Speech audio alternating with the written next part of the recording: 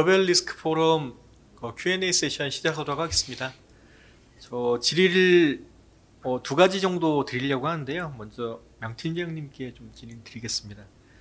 아까 얘기하셨던 디지털 뱅크런 관련된 질문인데, 디지털 뱅크런이 시작된다고 하면 초동 대치가 아무리 잘 된다고 해도 그게 방어가 될 수 있는지에 대한 부분이 좀 염려스럽습니다. 그래서 그런 관점으로 보면 예금자 보호법에 관련된 부분을 좀 상향해서 금액을 높이는 게 방안이 좀 낫지 않을까라고 생각이 되는데요. 금감원 쪽에서 어떻게 생각하시는지. 네. 예금자 보호 한도를 상향하는 문제에 대해서는 현재 이제 좀 논의가 되고 있는 걸로 알고 있고, 최근 국회 국정감사에서 예금보험공사에 대한 국정감사에서도 논의가 있었던 걸로 제가 언론 보도를 통해서 봤습니다.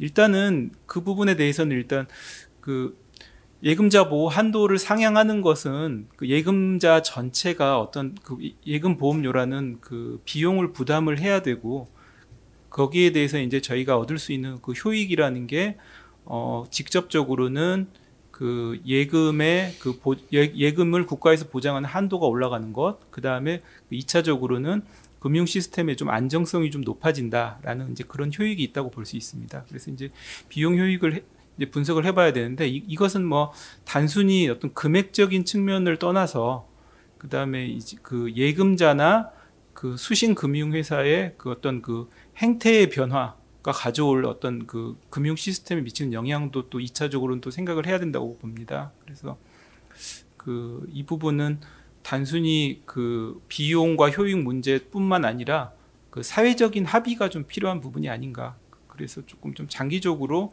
이거는 우리가 비용과 효익을 조금 더 구체적으로 인식을 하고, 이거에 대해서 뭐 공개적인 어떤 사회적인 논의 과정을 통해서 결론을 내야 될 문제라고 생각을 합니다. 잘 알겠습니다. 두 번째 질문은 나병예 네. 기자님께 좀 드리고 싶은데요. 신한지주의 리스크 관리 체계는 구축한 지 꽤 된 걸로 제가 알고 있고요. 네. 그게 잘 구축이 돼서 지금까지 유지가 되고 있는데, 그렇게 유지를 하시면서 실제로 조기에 발견했던 케이스가 어떤 것이 있는지 좀 궁금하고, 그리고 이제 최근에 기사 같은 걸 보면 신한캐피탈이 고정이하 여신 비중이 많이 늘었다고 하는데, 이런 상황이 발생했을 때 지주청에서는 리스크 관리 체계가 어떻게 작동을 하고 어떤 식으로 관계자들한테 이야기가 갔는지 그 내용에 대해서 좀 궁금합니다. 네. 그럼 먼저 리스크 실제 예측했던 예측까지는 아니고요. 사례 좀 말씀드리면, 저희가 이제 아마 작년 한 3, 4월부터 한국은행에서 기준금리가 이제 터널을 올리고 있었고, 사실 상반기까지 작년까지는 연체율이 전반적으로 업권 내 큰 이슈가 없었습니다. 사실 저희는 이제 한 5, 6월 상반기 지나고 나서 저희가 아까 말씀 리스크 대시보드라고 이제 그룹 차원에서 이제 운영하고 있는 모니터링 지표들이 있는데요. 사실 저희 금융그룹은 전체적인 포트폴리오를 갖고 있기 때문에, 특히 이제 가계 같은 경우는 저축은행업권이나 카드업권에 저희가 이제 섹터를 좀 나눠서 취약 상환 능력이 좀 힘든 차주에 대해서 섹터를 모니터링 따로 하고 있었습니다. 다중채무자거나 저신용, 저소득 이런 취약 차주에 대해서 모니터링 하고 있다가 그쪽 부분이 조금 이제 튀는 모습을 좀 연초에 봤고요. 이걸 보고 이제 저희 그룹 자원을 좀 활용하기 위해서, 사실 은행 같은 경우는 포지션이 너무 크고 사실 보기가 힘듭니다. 연체율이 움직이는 속도가 굉장히 더디기 때문에 좀 볼 수 없었는데요. 먼저 이러한 그룹 차원으로 연체율 섹터를 좀 파악한 다음에 이쪽이 카드 쪽이나 은행 쪽에 이제 관련된 내용을 분석하게 했고요. 그 결과 일부 올라가는 모습을 보여서 일단은 카드 쪽은 작년 하반기부터 저희 심사 전략이나 한도를 좀 강화해서 관리를 했고요. 실질적으로 현재까지 좀 운영하는 게 좀 그런 사례라고 말씀드릴 수 있고요. 두 번째는 아까 저희가 이제 똑같은 얘기인데 밸류체인상이라고 금융그룹 부동산 금융 잠깐 설명 장표에서 말씀드렸는데요. 그것도 이제 저희가 있다 보니까 부동산 신탁사가 개발 사업 쪽에 제일 앞단에 있어서 그쪽에 이제 부동산 전체의 경기 전망을 좀 파악할 수 있는 지표들이 많습니다. 준공 지원하는 현황, 사업장에 좀 이슈가 되는 비중, 시공사 이런 이슈들이 많기 때문에 그런 정보들을 저희 그룹 차원에서 받은 다음에 그룹에서 이제 공동 유사한 딜이나 유사한 사업장, 유사한 시공사 이런 딜에 대해서는 좀 저희 자체적으로 한도 관리나 이런 모니터링을 좀 강화해서 추가적인 이제 부실 예방을 좀 만든 부분이 있습니다. 그리고 이제 신한캐피탈 말씀하셨는데요. 저희 신한캐피탈 같은 경우는 저희 그룹 내에서 약간 이제 부동산이나 기업금융 쪽으로 롤을 맡은 이제 금융사고요. 사실 여전사 전체적으로 사실 신한캐피탈뿐만 아니라 여전 전체적으로 부동산 이슈 때문에 좀 건전성이 좀 악화된 건 사실이고요. 대신 이제 저희가 이제 그룹 차원으로 아까 건전성 SAQ라고 이제 보통 저희는 이제 말씀드리는데요. 그 조직을 아까 장표 때는 말씀을 짧게밖에 못 드렸는데 그 역할이 사실 그동안은 모니터링 지표나 사후적인 지표 가지고 많이 평가하고 대응하고 이런 프로세스를 거쳤다면 실제 업권 내에 있는 사람들 저희 그룹 내에 있는 유관 부서장들을 모아서 실제 이야기를 합니다. 실제 이야기를 해서 사실 지표 얘기도 안 하고요. 건전성 최근의 이슈나 동향 그리고 다른 그룹사에서 어떻게 뭘 하고 있는지 그럼 사실 그룹에서 역할이 사실 그런 역할이거든요. 각 그룹사에서 대응하고 있는 현황들에 대해서 저희가 같이 논의하고 다른 그룹사는 또 벤치마크하는 식으로 실제 약간 문화적 측면에서 좀 공감대를 일으키기 위해서 그 작업도 하고 있고요. 부동산 금융 관련해서는 캐피탈은 저희가 뭐 핀셋 시나리오하고 선제적으로 좀 보수적으로 좀 충당을 쌓는 상황이고요.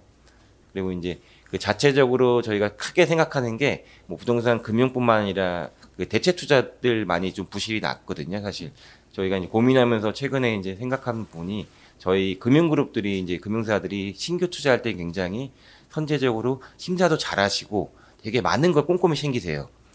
신규 하실 때 갖고 섹터도 보시고 나라도 보시고 뭐 기초자산 편중 관리 다 하시는데 만기 관리가 사실 좀 부족했다고 생각되거든요. 사실 그 만기 관리라는 게 말씀드렸듯이 실물 자산 대체가 경기 사이클에 가장 큰 영향을 미치는데 그쪽은 아무리 좋은 자산 선별적으로 사도 나중에 엑시트를 폐쇄형이 대부분이라 엑시트할 때 경기가 악화되면 사실 이런 위기를 맞을 수 있거든요. 사실 안정적인 대체 투자할 때 저희가 좀 앞단만 신경 썼다면 향후에는 이제 뒷단에 대해서 만기에 대한 관리도 포트폴리오 관리 측면에서 좀 해야 될 것 같아서 그룹 차원의 현재 가이드를 좀 마련하고 있습니다. 좀 추가해서 질문드리면 네네. 대체 투자 자산의 엑싯이 실제로 가능한가요? 보통 그 부동산 같은 경우에는 엑싯 하기가 되게 힘들잖아요. 네네. 사실 국내 금융사들이 일반적으로 이제 해외 운영사랑 직접 다이렉트로 이제 보통 운영사랑 컨택을 하지 않고 국내 이제 스폰서를 중심으로 이제 해외 운영사랑 하고 있는데요. 사실 저희가 이제 은행권은 대부분 선순위로 취급을 하기 때문에 뭐 이슈가 돼도 큰 무리는 없을 거라 판단되어 있는데요. 아까도 뭐 최병관 파트너님께 말씀하신 것처럼 보험사나 이런 증권사들은 사실 중후이 트렌치가 좀 낮은 상황에서 사실 나오기는 쉽지 않고요. 사실 조건들이 사실 있습니다. 그 나오려면 어떤 조건들이 있는데 실질적으로 좀 한계가 있는 상황입니다. 잘 알겠습니다. 최병원 파트너님께 질문 드릴게요. 아까 금리 리스크 관련해서 보험사들이 보수적으로 자산 부채 매칭을 해야 된다라고 하고 그런 전략이 있다라고 하셨는데 그거 좀 자세하게 설명 좀 부탁드리고 그렇게 보수적으로 자산 부채 듀레이션 매칭을 하게 되면 수익률과 관련된 부분에 문제가 생기지 않을까 생각하는데 그 부분 어떻게 생각하시는지. 예, 그 보수적이라고 하면 당연히 수익률은 안 좋아지는 그런 비용이 들 것이니까요. 그래서 첫 번째는 올해 말 같은 경우 유동성 확보, 유동성 자금을 많이 갖고 있어요. 유동성 위기 작년 말에 있었던 또 재현될 것이 거의 확실한 부분을 대응할 수 있을 것이고요. 그다음에 이건 증권보험에 같이 해당되는 부분입니다. 그리고 보험 같은 경우에는 금리 리스크를 듀레이션 매칭을 하고 전체 요구 자본의 약 50%가 금리 리스크입니다. 그래서 보험 부채와 투자 자산의 금리 민감도를 맞추는 작업을 하는데 이 맞추는 정도를 그동안은 금리가 하락했기 때문에 자산을 길게 가져가는 회사들이 좀 있었어요. 그런데 이번에 올라가면서 이제 맞은 거고요. 그러면 이 부분을 어떻게 하냐? 통상적으로 플러스 마이너스 1년 이내로 아주 보수적으로 가져가야지 금리 움직임이 이러한 상황에 대응할 수 있겠다라는 판단을 하고요. 조금 더 말씀드리면 보험 계약의 현금 흐름과 투자 계약의 현금 흐름이 에이징되는 속도가 다릅니다. 그래서 채권 같은 경우에는 이자 원금리가 약 1년에 0.8년 정도씩 에이징이 된다면 보험 부채 같은 경우 1년에 0.3에서 0.5년 정도밖에 에이징이 안 됩니다. 그래서 지금의 스태틱 해칭이 아니고 정말 맞춰놓고 계속적으로 자산을 리밸런싱해서 다이나믹 해칭하는 방식으로 진행을 해야지 될 것이고, 따라서 이런 매크로 환경이 변하면 그런 것들을 정말 다이나믹하게 능동적으로 할 수 있는 기회가 거의 사라지게 됩니다. 그래서 그 부분들을 명확히 가져가자. 그리고 또 한 가지는 앞서도 말씀드렸지만 규제에서도 마찬가지입니다. 그 원화로 조달해서 달러로 투자하는 것이 코릴레이션 1로 다 돼 있어요. 근데 사실은 지금 같은 상황이 벌어지면 원화로 보험 계약으로 조달해서 해외 투자를 했던, 특히나 해외 장기로 투자했던 회사들은 리스크는 없는데 결산해보니 자산이 터지고, 리스크는 없는데 자산이 터지는 게 계속 발생하고 있습니다. 그래서 이런 부분들을 보다 더 원칙적으로 유동성 확보, 그리고 듀레이션 매칭, 커런시 매칭까지 가야 되는 상황으로 이해를 하고 있고요. 그렇게 됐을 때는 말씀하신 대로 수익률에 관련된 부분은 일부 그 훼손이 좀 일어날 걸로 판단이 됩니다. 조금만 추가 질문 좀 드릴게요. 그 유동성 확보 측면이라고 하면 유동성이 풍부한 자산들을 갖고 있어야 될 것 같은데, 보험회사 같은 경우에 뭐 주식에 대해서는 그렇게 갖고 있을 수가 없는 것 같고요. 그렇다고 하면 이제 유동성 측면에서 국공채 위주로 갖고 있어야 되는데, 실제 국공채가 지금은 뭐 금리가 괜찮지만 금리가 굉장히 낮은 자산들이기 때문에 수익률이 굉장히 많이 떨어질 거거든요. 그렇다고 하면 대체할 수 있는 게 다른 것들이 회사채라든가 특수채들 관련돼서, 아니면 대출 이런 것들이 있을 텐데, 이런 것들이 다 회사채 같은 경우에, 대출 같은 경우에 유동성 자산을 보기 힘들어서 이게 어떤 식으로 자산을 갖고 가는 게 맞다고 생각하시는지. 예, 통상적으로 그 유동성 자산의 전략적 자산 배분상 보면 약 3에서 5%, 3% 정도를 가져가는데, 그거 구성하는 건 대부분 MMF입니다. 그러니까 즉각 할 수 있는 MMF, MMDA 등등을 갖고 있고요. 그래서 말씀하셨던 여러 국공채 등등 다 매칭형으로 듀레이션 기본적으로 이제 20년, 30년, 50년 이렇게 길게 된 걸 아마 투자를 할 것이고요. 그리고 유동성 자산을 확보한다는 얘기는 MMF나 이런 것들을 늘린다는 얘기가 될 것이고, 그러면 당연히 기회비용이 발생할 수밖에 없는. 다만 지금은 좀 높아졌습니다. 과거는 되게 낮았지만 지금 장기 10년 대비 지금 기준금리가 3.5까지 왔기 때문에 지금 기준으로 그 차이 정도를 일부 추가 유동성 확보에 대한 손실은 어쩔 수가 없겠다라는 생각을 하고 있고요. 여기서 또 한 가지 조금 말씀드리면, 저축성 보험에 관련된 부분이 있고, 저기 증권사 같은 경우에는 조달할 수 있는, 즉 4개 회사를 제외한 발행원 등등을 할 수 있는 회사를 빼고는 ELS 등등으로 아마 조달하고 있는 걸로 알고 있는데, 그 부분 또한 이제 상당히 쉽지 않은 부분으로 좀 판단이 되고요. 퇴직연금 시장 또한 사실은 1년 단위 계약인데 거기에 주는 이율은 되게 높습니다.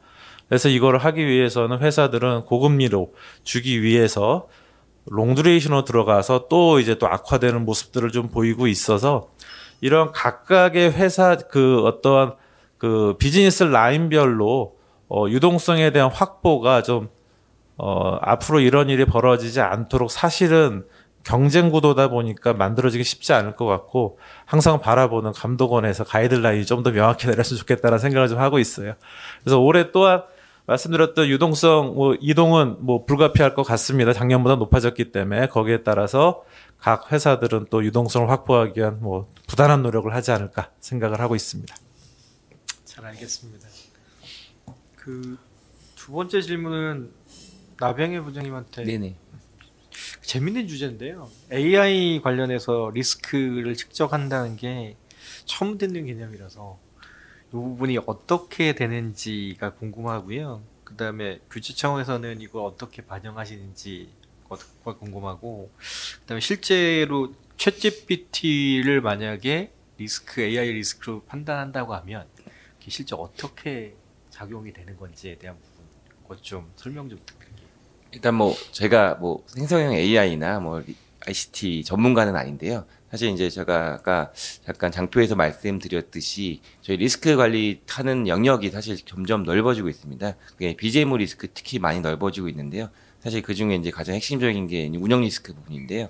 그 운영 리스크가 이제 내년부터 도입되는 신 PSMOR이라는 건전한 운영 관리 원칙에 따라서 범위 중에 하나가 그 ICT 리스크, 이제 생성형 AI를 포함한 이런 ICT 관련 리스크를 운영 리스크 측면에서 관리하도록 이제 명시돼 있고요. 그에 따라서 저희도 사실 이쪽 리스크 부분에서 그동안 전문 영역이었기 때문에 그동안 ICT나 각 금융사에 사실 ICT나 디지털 전문 부서들이 있습니다. 그쪽에서 했던 영역들에 대해서 저희 리스크 부분에서 어떻게 좀 고민해서 리스크 관리를 할지를 지금 현재 고민 중에 있고요. 사실 저희가 그래서 저희는 내부적으로 그 보통 운영 리스크 관리 체계를 말씀드리면 3선 체계로 해서 프론트, 미들, 백으로 이제 관리 체계가 딱 구분되어 있는데 미들이 대부분 저희 리스크 쪽에서 했던 업무입니다.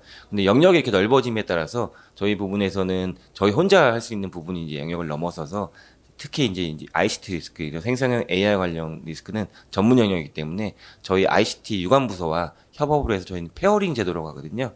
그 운영 리스크를 점검해주는 그런 역할을 예전에는 리스크에서 대부분 했다면 최근에는 전문 부서, 뭐 준법, 뭐 아까 말씀 ICT 이런 영역들과 협업해서 그 체계를 지금 만들고 있고요. 그리고 그거에 따라서 이제 아까 생성형 AI에 대해서 뭐 자료에는 최근에 이제 8월에 IF에서 나온 자료처럼 가이드라인이 좀 나오면요. 이런 가이드는 맞게 실제 업무에 활용을 해야 되거든요. 그러면 저희가 이런 ICT 관련 리스크를 비즈니스를 좀 하는 부서에다가 리스크 프로파일 측면이라고 운영 리스크 단위를 측정하는 그 리스크 프로파일이라고 있는데요. 그쪽에다 이런 거를 비즈니스를 이런 위험 요인을 저희가 설정합니다. 그래서 설정하면 그 담당 직원들은 그거에 대해서 이제 시스템적으로 이제 입력하고 적정한지를 점검하기 이런 프로세스로 좀 풀고 있고요. 아까 말씀 처음에 주신 이거를 측정하고 이제 이런 계량화 쪽은 약간 더 시간이 좀 필요할 것 같고요. 이런 거에 대해서는 데이터가 좀 쌓이고 정말 이런 생성형 AI가 전반적으로 활용하고 있지만 문제점도 많아 보이거든요. 이런 걸 어떻게 할지 좀 고민을 좀 하고 있습니다. 그래서 챗 GPT 말씀하신 내용은요. 사실 저희가 챗 GPT를 저희 금융그룹에서는 사용하지 못합니다. 활용을 못하고 있고요. 그게 보안 이슈나 여러 가지 이슈 때문에 사용하지 못하지만 저도 몇 번 사용해봤지만 사실 아직까지는 실제 처음에 봤을 때 신기하고 이제 모든 사람들이 이제 열광했지만 최근 또 인기가 떨어진 이유가 있거든요. 사실 활용하는데 한계가 아직 있어서 그쪽은 조금 더 지켜봐야 될 것 같습니다. 혹시 금감원 쪽에서는 AI 리스크를 어떻게 바라보고 계시는지? 예, 나 부장님께서 지금 설명해 주셨듯이 지금 이제 제가 하고 있는 업무가 아무래도 이제 자본 규제다 보니까 저희가 이제 운영 리스크량을 산출을 할 때 그 뭐 은행이 이제 운영 리스크를 잘 관리를 하면 자본 부담을 좀 덜어주는 방법으로 이제 인센티브를 주고 있는데요. 거기서 이제 운영 리스크를 측정을 할 때 이제 은행이 자체 데이터를 사용을 해서 이제 리스크량을 측정하기 위해서는 내년부터는 이제 그 PSMOR, 건전한 운영 리스크 관리 원칙의 어떤 개정판을 적용을 하도록 하고 있는데 말씀 주신 대로 이제 거기에 이제 새로이 등장을 한 게 이제 ICT 리스크입니다. 근데 이제 제가 생각했을 때 이제 AI라는 것이 이제 그 적용이 되는, 그러니까 영향을 미치는 분야가 단순히 이제 ICT 리스크뿐만 아니라 은행의 어떤 영업 전반에 걸쳐서 지금 뭐 영향을 미칠 수 있는 요소라고 생각은 되는데 실질적으로 이제 구체적으로 어떤 측면에서 어떤 분야에서 이게 어떤 결과를 가져올지는 아직 이게 초기 단계이기 때문에 저희도 좀 판단을 할 수가 없는 거고요. 감독 당국 측면에서는 그게 이제 뭐 자본 규제라는 거는 일부에 불과하고 저희가 이제 그런 부분을 뭐 점검하고 관리를 할 수 있는 게 뭐 은행에 대한 뭐 경영 실태 평가라든지 뭐 필라2 리스크 평가라든지 여러 측면이 있을 텐데요. 그 결국은 그 ICT가 그 AI가 발전을 하고 이런 뭐 생성형 AI가 실질적으로 은행이라든지 아니면 그 차주들의 어떤 그 뭐 경영이라든지 뭐 행동 양태에 어떤 영향을 주는지는 조금 더 관찰을 하고 이거를 저희 이제 감독 프레임워크에 어떤 식으로 반영을 해야 될지는 조금 더 두고 볼 문제라고 생각을 합니다. 알겠습니다. 최병건 버튼은 혹시 글로벌하게 미국이나 유럽 같은 선진국들에서 그 AI 리스크 관련해서 뭔가 측정하거나 금융기관에서 뭔가 적용하거나 이런 케이스가 있을까요? 지금 저희는 이것을 활용할 것에 대한 위주로 전략적으로 위주로 가고 있지 리스크까지는 고려하고 있지 못합니다. 만약에 필요하다면 제가 많은 리서치가 좀 필요할 것 같고요. 일단 활용 쪽에 초점 두고 있습니다. 예, 알겠습니다. 그 두 번째 질문은 팀장님한테 다시 드릴 건데 은행이랑 금융주주들이 신종자본유권 굉장히 많이 발행을 하고 있잖아요. 특히나 요즘 굉장히 많이 발행을 하고 있는데 어쨌든 그 발행한 AT1을 많이 보유하고 있는 기관들이 있을 거고요, 국내에. 그런 기관들이 은행이나 지주가 부실화됐을 때 그쪽까지 리스크가 전이가 되는 게 아닐까라는 생각을 좀 해보거든요. 그런 거에 대해서는 어떻게 생각을 하세요? 그 뭐 발행된 신종 자본증권의 최종 보유자가 누구냐라는 거는 실제로 그거를 뭐 체계적으로 지금 뭐 관리가 되지는 않고 있고요. 다만 이제 저희가 이제 예탁원의 자료를 보면 예탁원은 그 예탁을 한 주체들, 그러니까 뭐 은행, 증권, 보험, 뭐 중앙회 이렇게 해가지고 과연 그 예탁된 증권이 그 기관의 자체 보유분이냐 아니면 이제 고객 보유분이냐 이렇게 나뉘어 있고요. 이제 고객 보유분도 그게 이제 뭐 신탁이다, 펀드다, 아니면 위탁이다 이런 식으로 해서 나뉘어 있습니다.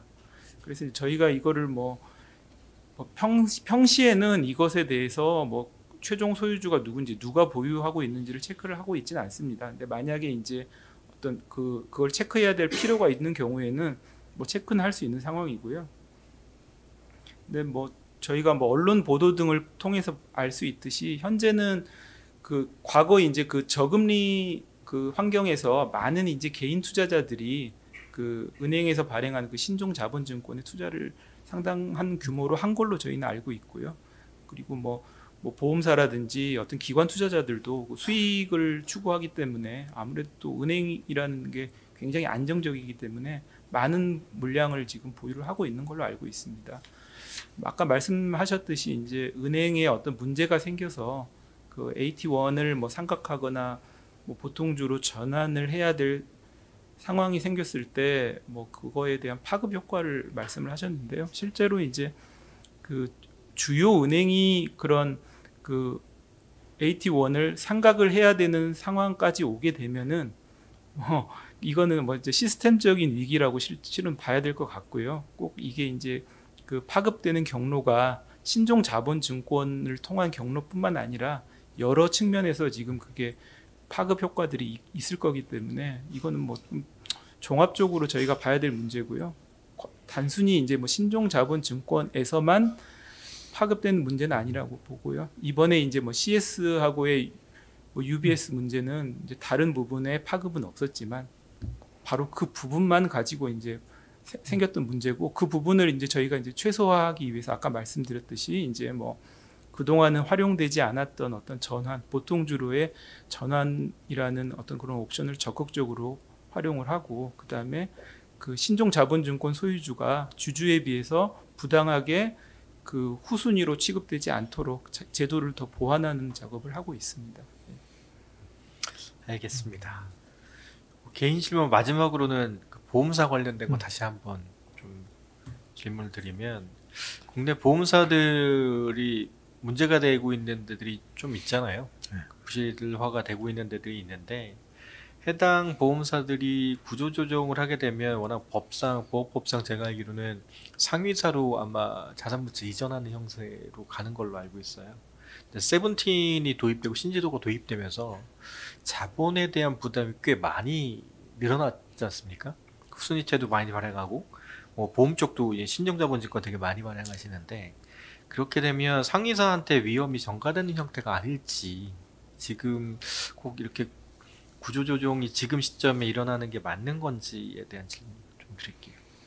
그 보험사 구조조정은 사실은 최근까지 예보를 통한 구조조정은 2002년도 리젠트화재 정도 있었고요. 그 다음에 최근 MG손해보험 정도 있었을 정도로 그리고 M&A가 몇 군데 이제 외국계 중심으로 일어난 거 외에는 거의 구조조정이 없었습니다.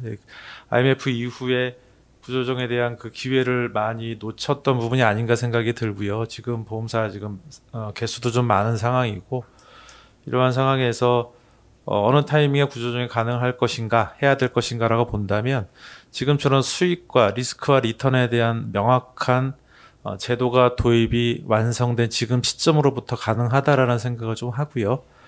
그러면 그 금리라든가 거시경제 지표상으로 본다면 지금 이제 금리가 높아졌을 때 어떻게든 구조조정된 회사는 예를 들면 지금 기준으로 롱텀에 4%, 4.5%짜리 투자가 이루어진다면 보험에서는 자산 부채가 매칭이 되기 때문에 사실은 OCI가 해지가 됩니다. 그래서 높은 YTM을 20년 동안 이렇게 향유할 수 있는 그런 금융기관이기 때문에 오히려 해외 보험사처럼 금리가 높아졌을 때 그 효익을 향유할 수 있는 그런 기회가 되기도 합니다.